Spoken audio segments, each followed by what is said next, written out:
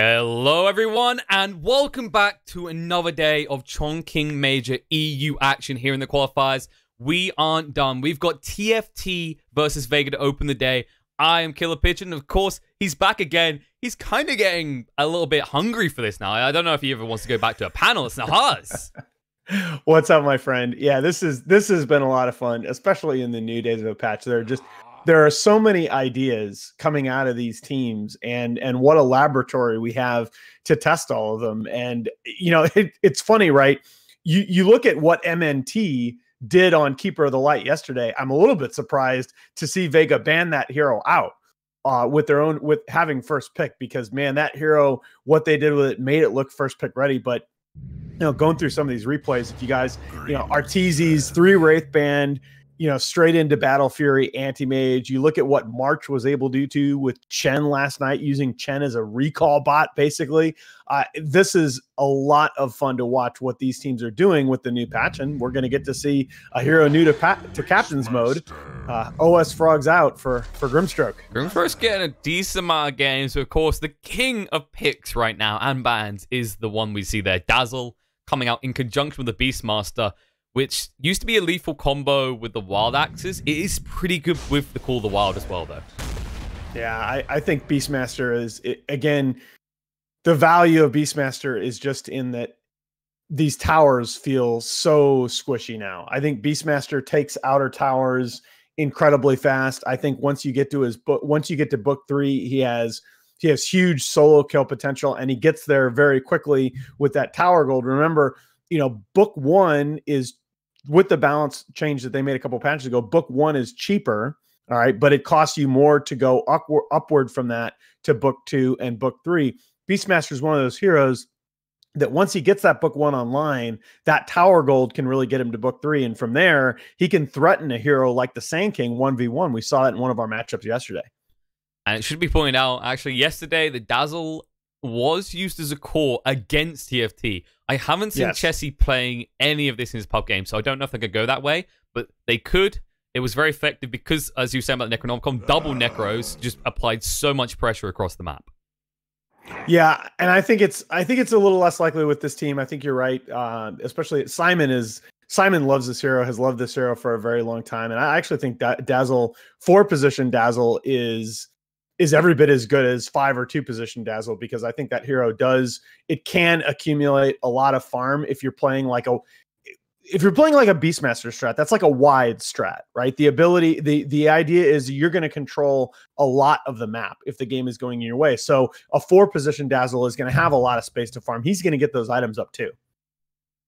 Absolutely. And of course, we do see the Sand King locked in. This hero looked a bit shaky on the first few days of the patch, but people really started to get the notion of it. We've seen it a lot from TFT, mainly because I don't think I've ever seen an offlaner bring so many sentries to lanes to remain effective. But this time, I think you've seen this combo in particular, that the Sand King Grimstroke combo, because the Sand King has the base AoE, the Grimstroke, not only his ultimate, but his other abilities synergize very, very well with what the SK is able to bring, especially if you then pick another hero with a strong single target ability. You know, the potential for AoE teamfight there is just, it's secured in these first 2 picks. You know, I was theorizing Ags. Here's a good Ags for you, Alan. I know you like Ags theories. Grimstroke Ags allows you to cast it on your teammates. Now, this, by the way, I'm not even, no. You're not going to give me a response? All right, move on. This, by the way, is something I thought that the Spirit Breaker Darkseer combo was going to be a thing. This is the second time in as many days that we've seen Spirit Breaker without Darkseer. And it really makes me wonder. This is the hero with the highest effective HP in the game against physical damage at level 1. Remember, armor got a little bit of a buff, so this hero is that much more tanky during the laning phase. It's a hero that can cover a lot of the map, right? So I'm also interested that March Chen last night that I was talking about was used as a counter to the Spirit Breaker, because you basically have old Coddle recall on a 15-second cooldown, and you can recall heroes to different parts of the map. Interesting. Go with the Undying instead. Okay. Yeah, this could work pretty well. I imagine at this rate it's going to be Beastmaster and Dazzle lane, especially with that pick. Because if you stick Beastmaster plus Spirit Breaker against an Undying, double value because it's 2 strength heroes and they're both melee. And the other thing that I like about the Undying pick is that we've seen so many lineups now that, okay, Grimstroke can feel squishy if you get in on him, but he's not necessarily, because of his skill set, the best hero to go on. And, against a Spirit Breaker, against a lineup that is going to tend to isolate your heroes and try to pick them off, you just pick a bunch of cores and supports that he can't go on. I mean, you're going to charge an Undying. Okay, that seems like a bad idea. Same with the Grimstroke. You charge onto him, he'll quickly Inkswell. How are you going to kill him? Exactly. That Inkswell is, oh man. Okay, so we talked about this yesterday, but just for people that might not have been watching, Jug is Frost's signature hero. This is a hero that when he's sort of the latest big Han player and one of the last to make the transition over into Dota. And unlike Chessie, who was actually a jungler when he played Han, Frost is going directly from the carry role to the carry role. He was one of the best technical farming players in Han. He's come over, and Juggernaut was like one of the heroes probably the big hero that he made the transition with. So his comfort level there is just huge.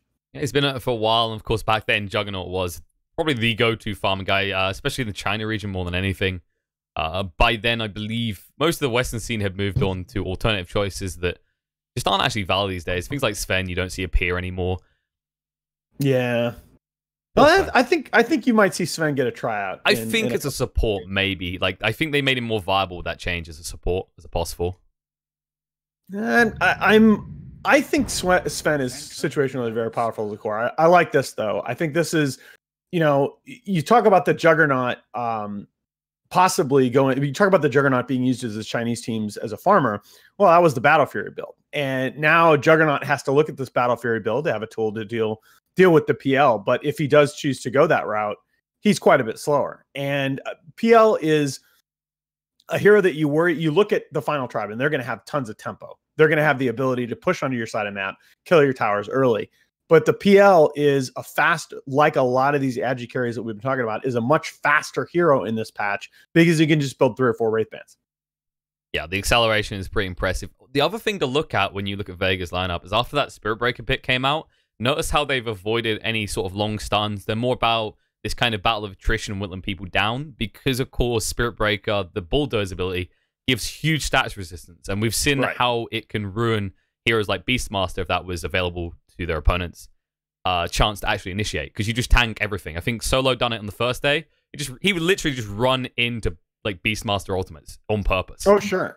And it's even, you talk about it against single target abilities. It's even more powerful, in my opinion, against these AoE teamfight combos put together by the Sand King, right? Because all of a sudden you have one hero that gets a chance to sort of disrupt that spell combo on the enemy side. And it's something that you have to learn to play against, right? You're used to when you use, when you tornado 4 or 5 heroes as Invoker, you're used to all 5 of them coming down at the same time, and you get the rhythm of that spell combo in your head. Now, all of a sudden, with status resistance, you got to deal with the fact that one of these heroes is going to be recovering faster. It changes your timing, makes the whole combo shorter. It's just, I don't know. I don't like status resistance as a concept, but it makes the Spirit Breaker pick extremely powerful here. Especially with the movement speed as well. It just enables him to go deep. It used to be he plays +4/5 Spirit Breakers, and from behind it was almost impossible. You would literally just charge in and die, right? It was just suicide. Yeah. But now with the inclusion of that new ability, you have a chance to sustain at the beginning of the fight and be more useful, even if you're not snowballing. So I think TFT are we're gonna see what Vega Squadron ban here. I like Alina ban here. I think TFT absolutely have to have something with this 5th pick to deal with the PL. I think you need AoE damage on their side. And I think, Lina is a hero that both Chessie and Era back in the day when he was their mid are very, very comfortable with. I just see nothing on the side of TFT that will deal with this PL if he gets online.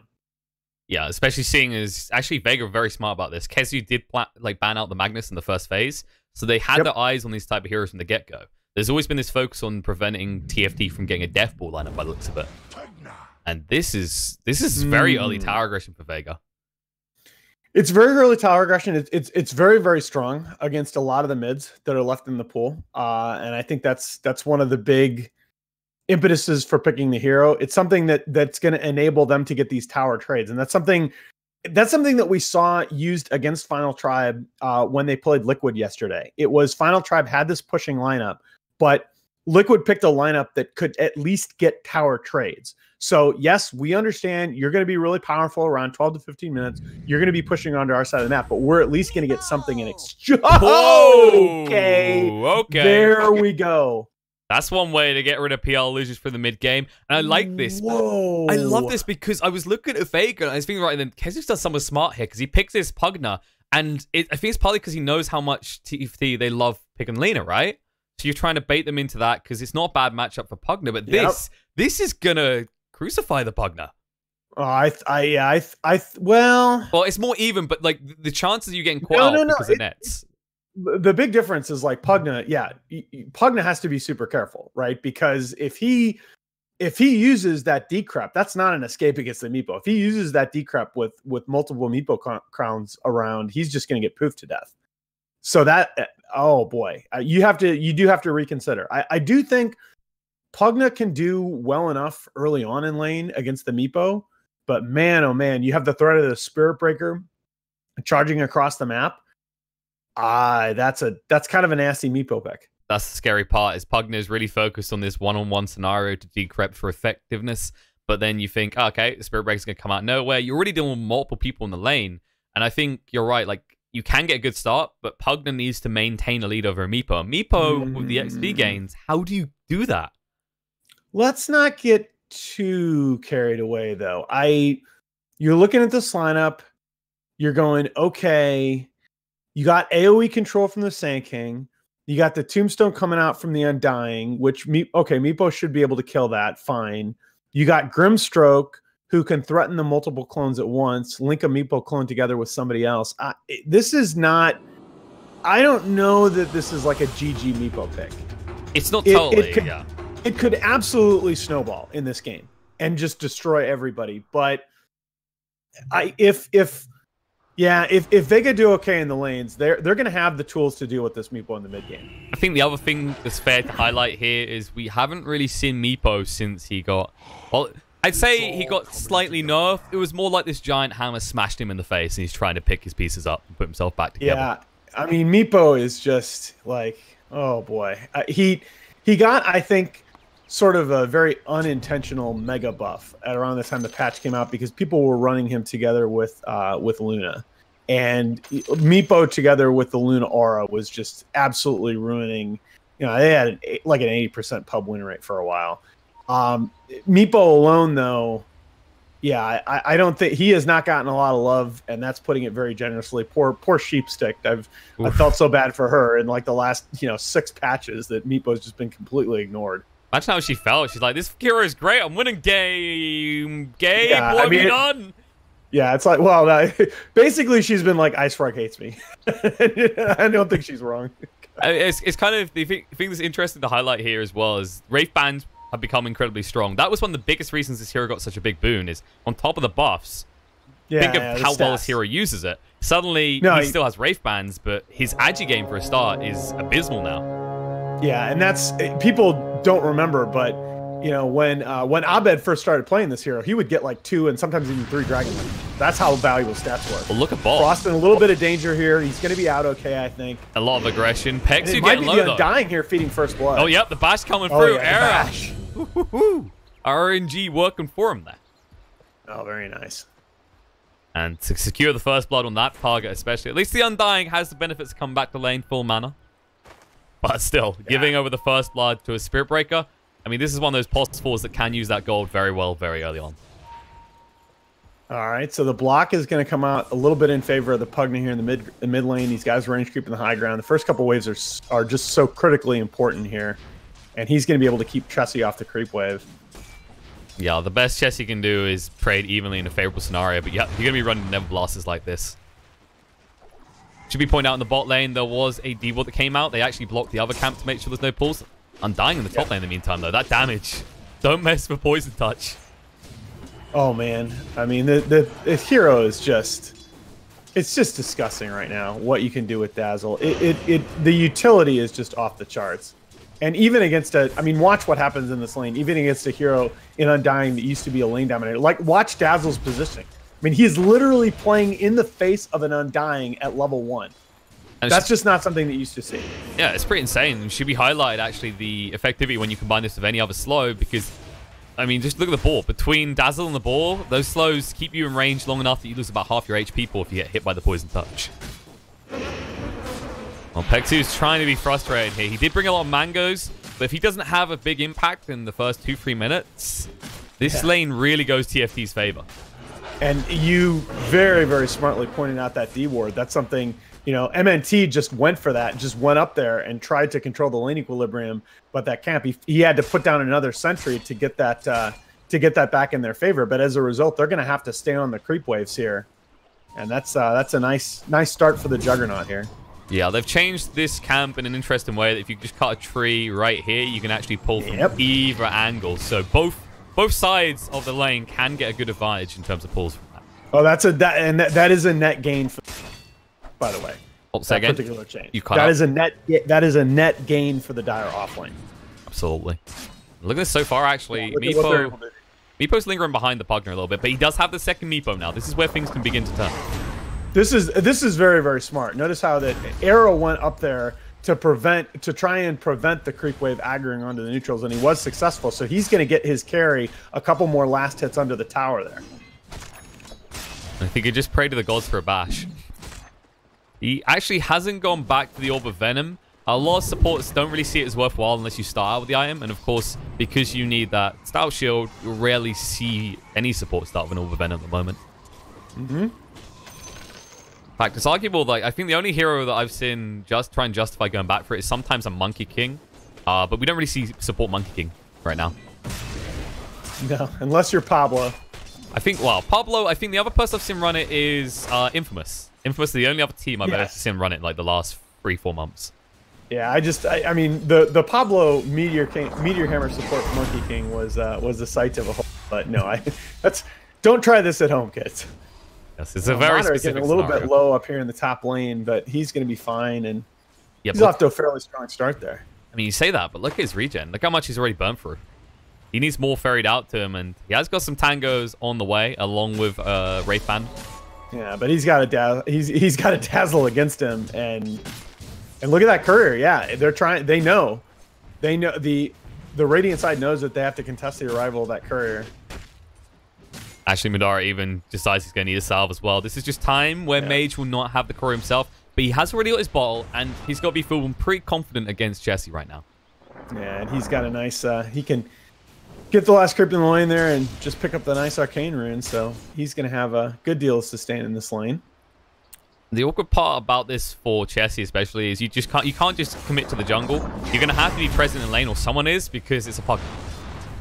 Yes, because if you're not present in lane, you're top by like 8 minutes, and that's just something as a Meepo you cannot lose that tier 1 mid tower by 7 or 8 minutes as a Meepo and expect to do anything in the game. That's you have to have a plan to contest that tower. Charging in the bot lane, maybe next time. Inkswell to get out of range of the Blade Fury, but it pops before the Blade Fury ends. He will be fine nonetheless. Salves up, a little bit of aggression, but they actually aren't. Well, they've got a sentry. They just don't want to commit into it because they know that Kezu's holding on to one as well at all times. Oh, you've got to do something about this mid lane tower. You've got to do something about top. It's going to get worse. Pexu's being ran down here. Doppelganger's going to come out. They're going to turn around, go to Hans because he's out of mana as well. Oof. Soul Rip is used defensively. You can't actually use it aggressively, which is a shame because... Actually, that's one thing we haven't talked about is the combo with the PL because of the amount of damage you do with Soul Rip. And yeah, he waited for the PL illusions to be out and got a pretty good heal from the Soul Rip there. The crux is he has gone for more points of the decay. It's interesting. I've seen a lot of Undyings do this when they're laned with PL recently, but it feels like you're not maximizing what you can do. Usually because you don't want to commit the Doppelganger unless it's defensively or it's a guaranteed kill. Yeah, exactly. That's the problem, is that early on, PL is going to be holding... Oh, Anskin? Trying to get kills. Anskin might be going down here. Doppelganger forward. Nope, he's going to be fine. Dazzle. Reasonable hero. There's a charge incoming as well. Pexu. He's going to go for the TP out. It's going to be close. Oh, the right clicks get him. The Shadow Wave will finish one with Madara. It switches targets perfectly. Here. He doesn't have the Doppelganger. He already used it. He'll be able to walk away, though. No poison touch. But and he's hurting for regen. He's very low on mana as well, look at this. Era sees him. He doesn't have the mana for a charge. They knew that he was going to make a move towards that shrine. Count his lucky stripes that he gets to live. Okay. Yeah. That could have been I think catastrophic. if Spirit Breaker has more mana there, he's in trouble. Hey, you're a Spirit Breaker and you're not carrying a Mango at all times? Come on. Come. I mean, he needs those boots, especially with the change to charge now. Oh, yeah. Movement speed's everything. Movement speed is killing most supports, even building into win lanes. It's just so they can move that tiny bit faster and keep up with these pesky, agi carries. So, yeah, this is one of those... this is what I was talking about with the Beastmaster. I like that rotation. I really like the rotation by Frost to just go ahead and go top at level 4 and take that tower. You know, the Dire sides, they've got 50% damage on this bottom tier 1, but that Dire top tier 1 is just... it's so much more significant in terms of map value strategically. Absolutely. But it's going to partially... that is what they needed to partially offset the fact that the Pugna is able to take their mid-tier 1 so much earlier. They are setting it up so that Meepo is going to have the option to farm the Dire jungle. It's very smart. He needs that option as well because you are enabling your Meepo, but to do so, you're enabling the Pugna in Vegas Draft. And that just bridges the mid-game fairly well for them. The only downside for them at this point is that PL has been forced to invest in a lot of regen so far. Yeah, and again, you can see, look at the wards being placed. Like, you can see the importance that both teams are placing on this upper left quadrant of the map. Yeah, everybody knows that this is going to come down to who can control the Dire jungle, because otherwise TFT is going to have a very hard time securing farm for this Meepo. A little bit of action here top. Yep, they're going to silence Frost for like a millisecond. Phantom's Embrace, guys. Stop complaining about that spell, Mage. They don't see Mage. He's here. Goes on Handskin. It's a good shot at a kill, but the problem is Hamspan's the one they want. Life Drain coming out. He's not 6, so he can't interrupt this. Shallowgrave's going to be there. Did get leveled into. They're going to move across the Dazzle, clean him up. The TP out from the Beastmaster will be successful, and Dazzle gives his life for it. Yeah, I think that's a trade that they're okay with. You know, they're going to buy Meepo a couple minutes. He's up to level 9 now, so I really like this here by Final Tribe. This is, you have to have a very specific plan for what's going to happen when this tier 1 goes down, and it looks like they have one. Yeah, just invest in the Meepo. They know the way that Juggernaut can be played at the moment, he can be this mid-game kind of tempo carry to an extent. Yeah. And 4 Wraith Bands and Brown Boots on the Meepo, 3 on the Juggernaut, 3 on the PL. There you go. Life for Wraith Bands. None for the Handsome fan, though. I think he's the most consistent Beastmaster going Vlad's first that I've seen so far. There you go. Note to self. Oh, everybody's going Vlad's first now. And it's actually, Vlad's is like a value item in this patch. I've seen now Brewmaster's going Vlad's first.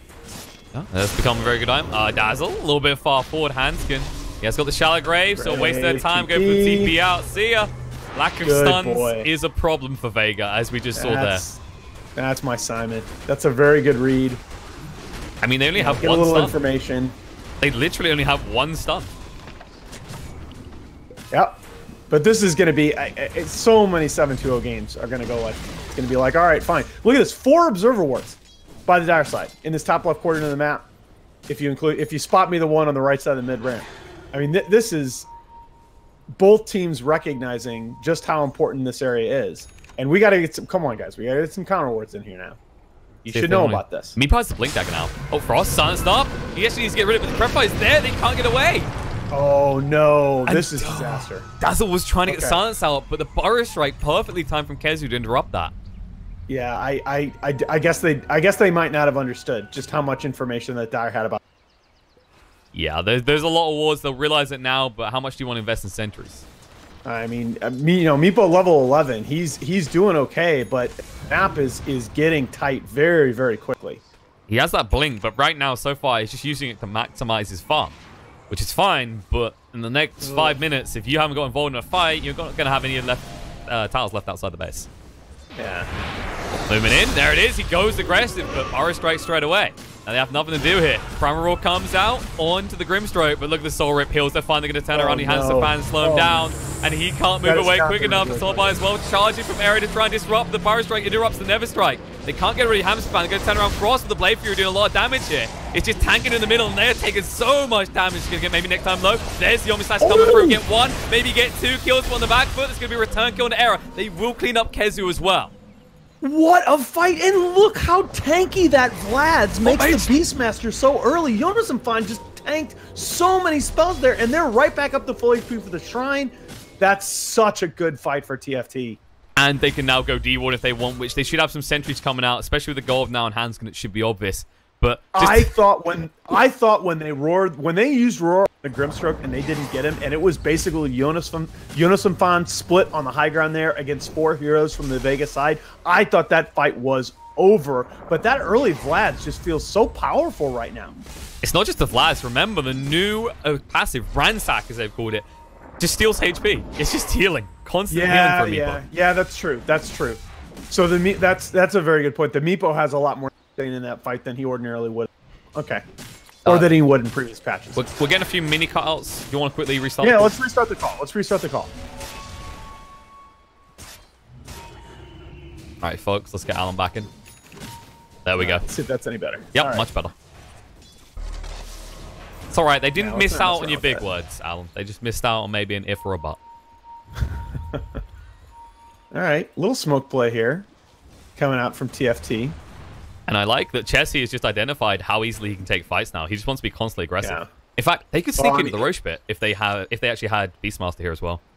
I mean, they gave him that space that he absolutely needed, and I think they were teetering on the brink here, but they're going to try and retake control of this upper left quadrant of the map here.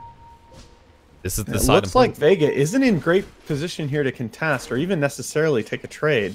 No, Kezu's just split pushing as much as possible, and they need him if they want to take any fights. Look at this charge in, though. Nice doppelganger. Madara can try and make his escape. Should be fine.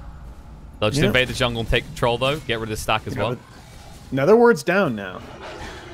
Pretty defensively as well. And look at this. It just sets up for Frost to push on this tier 2 top. And once that's down, they can easily look to turn towards Roche.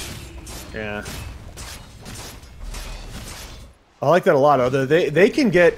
I don't know still if they understand the extent to which Dire has their side of the map warded. They could get burned on Roche here because Vega's going to have excellent information about where they are and the paths that they're taking to that Roche pit. Well, it depends. If they come from Vega's jungle, there's really no vision. That's kind of the crux. Yeah, but it's process of elimination, right? I mean, you have so many wards on their side of the map. Yeah, I think they're going to try and look for a pick off in the Kezi before they go in. They just can't risk the big Fire Strike epicenter combo. I like that. It's the only thing your friend buying that Roche, really. I mean, don't get me wrong, a Tombstone can be frustrating here, but if you can't stun him up, who's going to fight against this Meepo right now? Answer? Yeah, no one. Meepo's decent progress toward his E-Blade right now. And that you talk about making the Pugner reluctant. He's going to feel very, very squishy. Oh, yeah. Super scared about it. And they could easily do this Roche without really taking any damage as well, seeing as you have got that Vlad on your hands, fan. You can already see both teams squaring off, but the side of TFT are moving towards the favorable area because Vega, as you said, have eyes on TFT's side of the Roche pit.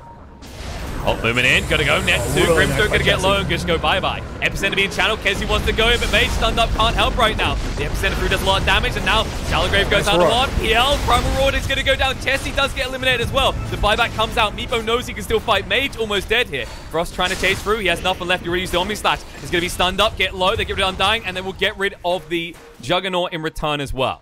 But guess what? They went awfully aggressively on the Undying there. That's a little unusual. Yeah, you don't need that. I like how Chessie approached that fight, but you know, again, he's slightly underestimating the AoE damage potential coming out from Vega's side. They can threaten multiple clones, and you only have Grave on one of them. The good news for Vega though is, well, they forced the buyback on Meepo, and Kezu's still alive. So instead of going immediately into the pit, even with the Epicenter on cooldown, Chessie just goes back to farming. Yeah, but that's a value buyback, right? Because Meepo right now, this is a time that Meepo cannot afford to be off of the map. Absolutely. And in fact, you look at his gold. When we checked him not even a minute ago, he was around the same number. So he didn't really lose out too much. Yes, he actually had to gain a lot in that last fight, but he'll be fine with this. Like you said, he has to be on the map at all times at this stage of the game. And it was also, remember, a change that was made about 6 months ago in one of the early 17s patches that early buyback is now relatively very cheap, right? 15-minute buybacks are really value. So if you've got a hero like Meepo, if you got a hero like Animage, just got a Battle Fury, you buy back and farm. Yeah, absolutely. As we saw yesterday, it was usually the Necrophos was the condition for anyone buying back. But even when that's not in the game, you can still find value this early. I'm trying to find value. Frost He actually almost has his Yasha. This is important because we've seen how he sometimes gets kited in these fights. Once that's online, he can just run down anyone in these fights, actually. Yeah, Meepo has got the level cushion that you want him to have in this game. He just bought his Eagle Song, so the stats are going to be there, but he definitely is not snowballing in this game. I mean, he doesn't have that big a lead over Pugna net worth-wise. PL is farming decently well, has his Diffusal Blade online, so these Dire Heroes are ready to fight. Yeah, the question is whether you're going to be given the open, and the argument is if both sides farm, who benefits more here? Because Frost, he's not going for this farm build. He can't afford to. When you get a Meepo on your team, it doesn't really leave much on the map for anyone else. Yeah, and I really like this, by the way. I like this decision here, right, by the Yonosamfan Beastmaster. He's finished his book 1. He actually has a pipe in his hotbar. He understands that the AoE damage potential is what's really, really hurting them in that last fight. They graved one of the Meepos, but they didn't quite have the sustain to keep all of them alive. That pipe is going to make a huge difference. Of course, he's just now starting toward it. Yeah, they want to actually try and help his pacing towards that new item by finding a few kills. Kezu would be the perfect pickoff here. Oh, what a smoke play here. I think Vega no, though. But they do have the high ground, so Vega, please back away, all right? Don't be Anakin. They've already scanned. They know they're up there now. Oh, yeah. Took the Order Sentry, but that's all they're going to get. It's a decent amount of time wasted. At least Chessie has been farming. The same can be said of Madara, though. He's been in bot, just shoving in. Again, ready. Omnislash comes out. Hexy tanking the whole thing, though. The Decrepify is there. Inkswell as well means he can run away. They'll get the Tombstone at least. Inkswell tries to get a pop-off, and now Epicenter comes through. The Burrow Strike connected on a free until because of the Soulbinder. No, it looks like they're going to run him down. Dazzle gets the Shallow Grave out, so Frost can walk it off. Hanskin won't be so lucky. The buyback comes out from the Beastmaster and from the Grimstroke. Frost does pick up a DD, and Chessie's hanging around. Burrow Strike through. He's going to get one of the Meepos low. He cannot poof away, though. They find the kill, and they have control. I am shocked that they went for that bait. That was a blatant dangling of the Undying there, walking up to the Hawk. You know, Vega knew exactly where TFT were positioned, and TFT had been sitting there long enough that they had to know. And all of a sudden you walk in and you commit the Omni Slash on the Undying, who's already popped his ulti. He's ridiculously tanky, and the rest of Vega are in perfect position to then clean up the Meepo, who you know exactly what angle he's going to take into the fight. So that TFT commit. It was just. Oh, Power Strike through. Spirit Breaker went a little bit deep. Shallow Grave will come out, but that means Frost doesn't have it. No. What are you doing? What are you doing indeed? They're going to lose 2 more. You cannot fight without your Meepo.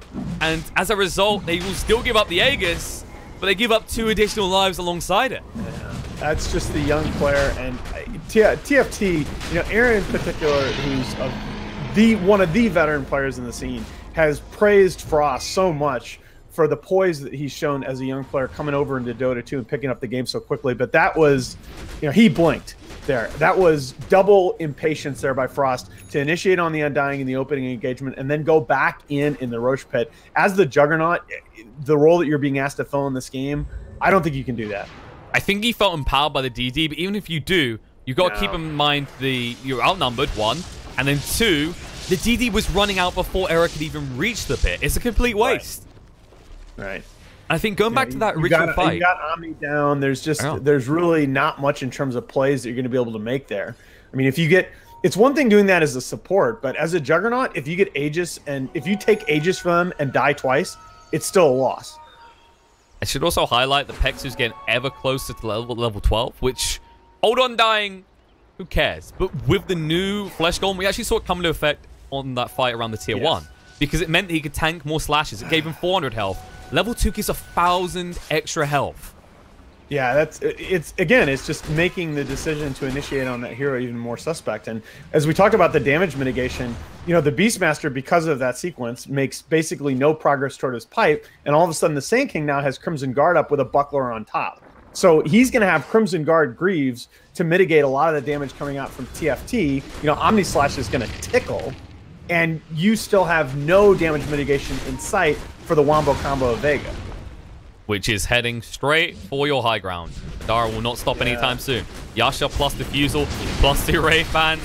He hits for 166 damage, and the tower will feel it. I just like the way that Sand King has transitioned, right? Like, Tidehunt is trying to become this right-click carry now, and suddenly there's this role that he's filling in terms of tank. And Sand King has moved into that. Not just Initiator anymore, but he can do a lot of sustain on the front line. Also, I'm sorry, this Inkswell ability is stupid. It's the real reason this hero is... Everyone was always looking at Phantom's Embrace and Stroke of Fate. It's not the problem, but Inkswell is the insane thing. Even at level 1, it's so good.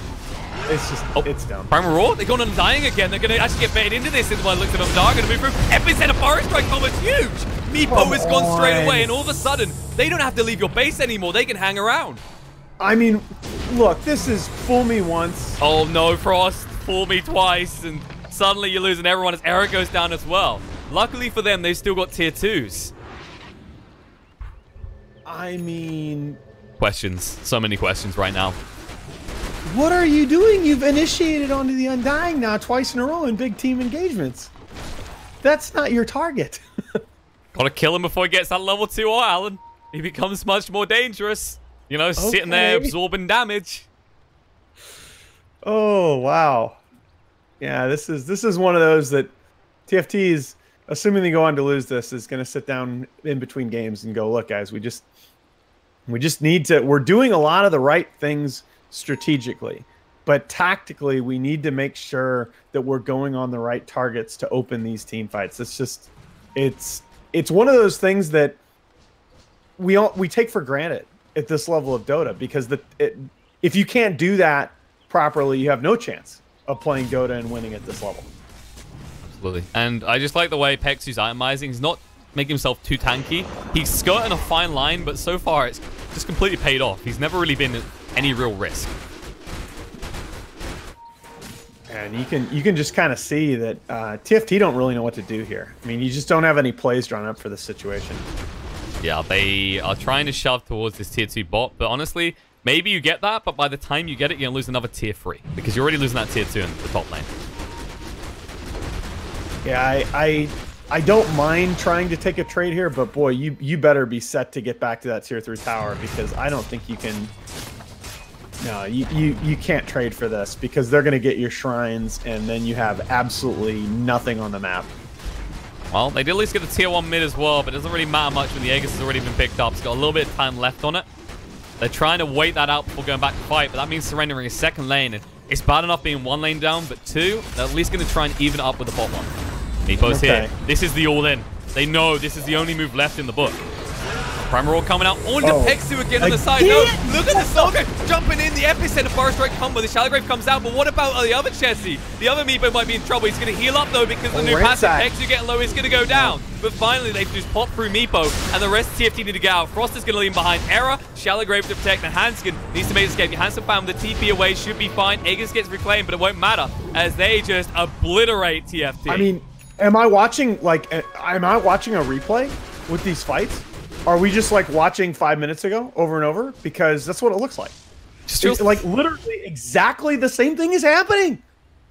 Lag. Oh. Take that fight with lag. Buddy, I'm going to admit, I think it's the way your hero operates now.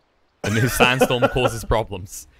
But honestly, I think you're right. It's like your Handsome fan has just been in his pub games. I'm going to go check his Dota buff after this. He must have just been getting punished game after game by Undyings, because there's clearly some sort of vendetta either against Pexu or against the hero. Okay, like, so because I'm triggered and I don't want to talk about that anymore. Like, check out the Juggernaut here, right? Look at the cosmetic for this for the Blade Fury. Now that it's paused, isn't that cool? Oh, it's pretty. Oh, look, he's actually. Hey, look at the dragon. Look at him go. Like, how talented do you have to be to do this kind of shit? Wow. Like, I do math. Full stop. That's kind of amazing. I mean, anyway, it's a pain in the arse as well. Yours I've made myself happy again. Yours is objective, all right? That's kind of job is subjective, right? People are going to agree or disagree, so it's really hard. See, Alan, your job's easy. Anyone could do it. Just numbers. It literally is, dude. I mean, I have to be good at like 2 things. I have to be good at math and talking. I mean, duh. I don't even know that I'm good at talking. It's okay, because you get to a stage in the conversation where if you think the person's not that smart, then you just start making things up. Exactly. You just make up words like obliteramus. Shut up, dude. See, it's not even close to a word, but would you know? You still need practice with this young Padawan. I'll get there, all right? We'll get you there. We'll get you there. It's just okay, you got it easy, all right? You're arguing from a position of authority, all right? No, see, no. The trick is when you make shit up, you have to make shit up with numbers, because numbers scare people. Okay, so 120%. Words, everybody thinks they know how to England. 150% of the time, PL wins this game 60% of the time. There you go. Yes. Now you're Fox News. Nailed it. Like, Jesus to a cross. Let's go. All right. All right. Anyway. Vega won that final lane, by the way, and they are not going to slow down. TFT are going to try to make a play here, and they may get the Pugna for their efforts, but he's got buyback. Oh, yeah, look at that. Round of applause, ladies and gentlemen. Your handsome fan found a different Primal Raw target. Yeah, finally. But notice the item that he buys as he dies, right? He's like, okay, fine, you got me. I don't have buyback anymore, but when I respawn, I won't need it. You're not going to do that again. That's the case. I mean, what other stuns have you really got? You can net him in place. That won't necessarily stop him. So it's all about Spirit Breaker. And Era has proven, even with his bulldoze maxed out and his 1.4k HP pool, disappears pretty quick when they engage. Yeah. And it just doesn't... That's the thing. That status resistance, I made something about it being super significant, but the significance of status resistance goes down a lot when they just have a lot of AoE damage potential. And again... You know, Unison Fan just completed that pipe, right? I really liked the decision when he decided to pivot toward it, but unfortunately that was right before they started misplaying in this sequence of engagements. If he had had that earlier, these fights would look very different. And I'm just looking at the health pools right now and trying to figure out how TFT get through a lot of these heroes and don't die themselves, because look at Vega. You're going to be trying for a long time, because I don't necessarily know that there's an answer. I mean, do you want a little amusing moment? Check Aaron Hanskin's health pools. The Dazzle is more tanky than a Spirit Breaker. Yeah, that's Dazzle, though. Is it Dazzle, or is it the fact that the Spirit Breaker is only level 10? I mean, is it the fact that, like, Dazzle has 2.5 strength gain per level? That is true. Come on. Come on. But Mukau, man. Oh, Omislice coming out in a peg suit again. They just really want Undyne out of the fight. They can't even get through him. Now the priority can be used. They want to. They can hold on to the Primal Roar coming out. It's going to be enough. Sank can get low, but he tanks so much damage. They'll finally get rid of him. They lose Spirit Breaker return. They get rid of the Undying as well. But Meepo is gone, and now Madara, he compels you to die. Frost running out of mana, just enough to TP away. The Decrepify actually helps him. And Hanskin, well, he's left hung and dry. He knows there's no easy way out. This Glimmer Cape runs out. Mage sees everything, and he will just blast on through you. Yeah, there's just no play for him in these fights. I mean, this TFT lineup is built on the idea of sustain, but they've fallen so far behind on this at this point. Hanskin's gonna live. Okay, all right, Simon, there you go, buddy. All right, all things considered, that is actually important, because that means if they come at your base or come at your jug now, you've got a shallow grave again. I mean, sort of. Really what matters, kind of the beginning and end of the discussion is that Meepo can't stay alive through these fights. And if Meepo can't stay alive for these fights, there's really nothing that the Juggernaut can do at this point. He's not farming up by himself. Absolutely. Not even close. Well, he didn't go. The Jug is behind all three cores on the side of Vega. Right now, you know, as TFT, if you have any chance of winning this game, like, all of the conversation has to be centered on, is there a way for us to keep Meepo alive in the fights? I mean, Dazzle's got Grave, Dazzle's got Glimmer Cape, you've got the pipe now. You know, you're looking for solutions. And I think part of the problem is that you're actually, in that last fight, Frost was the one initiating. Chessie has to be the one initiating. He's got this sheep stick. He needs to immediately find a good pick-off. Instead, you've got an Omislice running, and, well, because that's the way you're beginning the fight, instantly Vega just start juggling you. Yeah, Frost has really jumped the gun in a couple of these scenarios, not just in the big engagements. Yeah, absolutely nothing you can do about Roche here. Hansen Fan's going to move around here. Primal Roar and a Pegsu again. But the moment he uses that Flesh Golem, he's going to be fine now. Why? He'll come through. Epicenter catches crossing your Hansen Fan. Will be able to clean him up. Look on the other side. Soulbind's going to be there. Chessie, he needs to get out of this very quickly. He has got the backup, but now Mage is going to suck him dry. Just life drain going in. There's a stun through. Boris Strike hits all the Meepos. Shallow Grave has been used. They've only targeted one so far, but they'll switch targets. Madara, he hits like a goddamn truck. Blade comes out, there's a doppelganger to escape. Kezu's going to get low, but Chessie's going to get lower and go first. The buyback out from They were close there. They're looking to end this game right here, right now. Yeah, they were close there. Chessie is... This is just a very hard... These are very hard fights to play for the Meepo, because the Grave Meepo is not dying. The Grave Meepo is coming out of Grave with like 50% health left because of Ransack, but by that time, there's always a second clone because of the Grimstroke, because of the AoE, the Pugna. There's always a second clone that's like at 10% health. That's the thing. The key to all these fights. It feels like you've got to give so much credit to the way Kezu has played this game up to this point. Like, everyone's been doing their part, but he's made sure that they are always on the defensive when TFT start fighting. Well, he brings a lot of defensive stuff. I don't think this is one of those where I'm gonna have to go back and watch the replay, because I don't think Chessie is misplaying in these fights at all. I think this is just a really, like I said at the beginning, this was not a GG Meepo pick. This was a Meepo is gonna need the 4 other heroes around him to make the right decisions to really realize his potential in these fights. I think one thing to highlight, we've seen it actually go force on that fort. Silence come through. Fire Strike on the 2. Primal Roar in return, though. He wants Grimstroke, but he's the only one going for it now. Chessie's going to show up. Looking for a target on the Sand King. Can he get him in time? No. Cheese gets eaten. They'll turn around on him, and it looks like he's in a lot of trouble. Meepo, no escape plan here. Fire Strike stuns them up. They'll change targets, and Chessie is gone. Actually going to chase forward. Johansson fan, this might be your fountain, but I think you got a new teammate. Or is it an enemy? I can't tell, but you'll call GG before he can finish you off. And Madara parties in the fountain to celebrate the victory, the first game, as Vega take an early lead.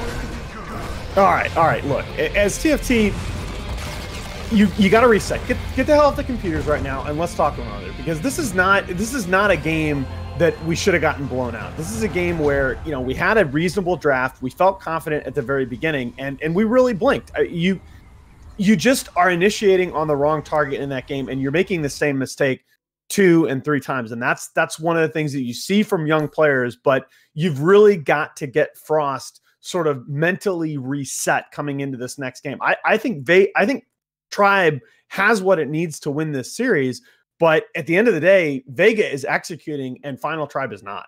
I mean, and that's kind of the interesting thing. If you're focusing on Frost, for me, it's another thing here. And it sounds like I'm going to be harsh to him, but there was a few key moments in that mid game where Primal Roar was going to make the difference and could have given a lead to TFT. And every time through that mid game, the target was wrong. It was always this Undying, and you just can't enter with probably the hardest kill on that team.